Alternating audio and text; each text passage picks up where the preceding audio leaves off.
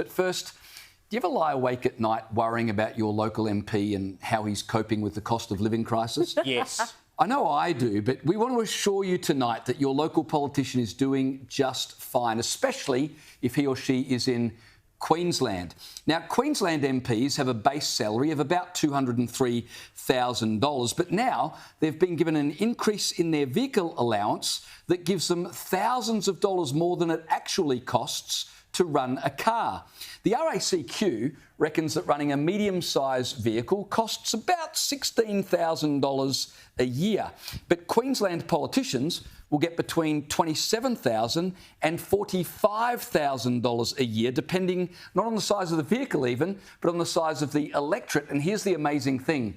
That money is given in a lump sum and there are no reporting requirements. No logbooks and receipts for Queensland politicians. That's for plebs like us, but they just get it as a lump sum, no questions asked. But wait, it gets even better. On top of their vehicle allowance, they also get a travel allowance. Now, depending on the size of their electorate, that travel allowance adds another $18,000 to $79,000 more per year. Caleb, I'm tempted to call this a gravy train, but it's more like a river of gold, isn't it? Oh, it's just incredible, isn't it? And in those RACQ numbers as well, they say that the most expensive car to run on the road, which is, a good-sized SUV, basically, would on average cost about $22,000 a year. So even the smallest allowance that these MPs are being given exceeds that by $3,000 or $4,000. What justification can they possibly have for handing that lump sum of money over to MPs? I totally understand if they have like a novated lease scheme that is a deal that the state government negotiates whereby they get a favourable deal, which means that in total we have to pay less for the vehicles that MPs get. That would make total sense. But just handing the money, holus bolus, and saying, oh, well, you go and spend it however you like. I mean, they'll be driving around in Bentleys and all sorts of stuff. If the vehicle we don't allowance need the receipts, we trust you. If the vehicle allowance was linked to productivity, most of our MPs would be walking everywhere.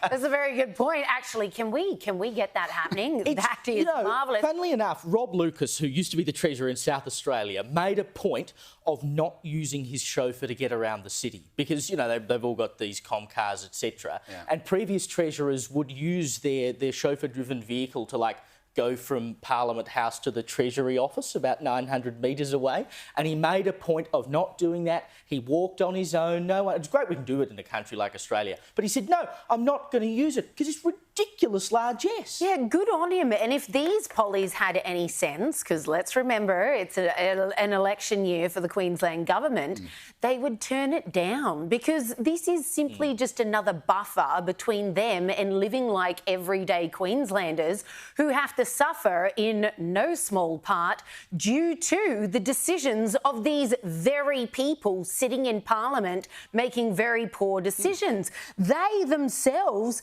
are not suffering along with the rest of you. Not only are they over 200k each, find me a parliamentarian worth that.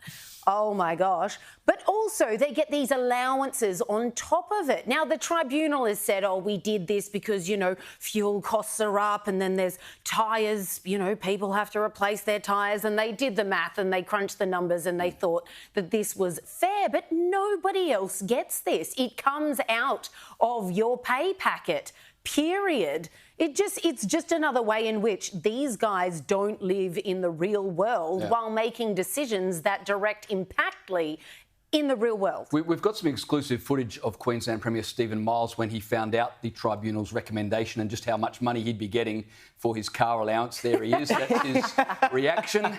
Really this clip will never die. This clip will never die. And you would. I mean, I cannot get over. Obviously, it is, as you say, Liz, a decision made by the Remuneration Tribunal. So it's not as though the MPs have themselves said, oh, well, let's just give ourselves an extra whack of money. But any self-respecting politician, knowing what people are going through right now, ought to say, look, I'm not going to spend that money. I don't know, I'm going to donate it to charity. Or even better, I'm going to spend it in my community. I'm going to give it as grants to local residents to build a community garden or whatever.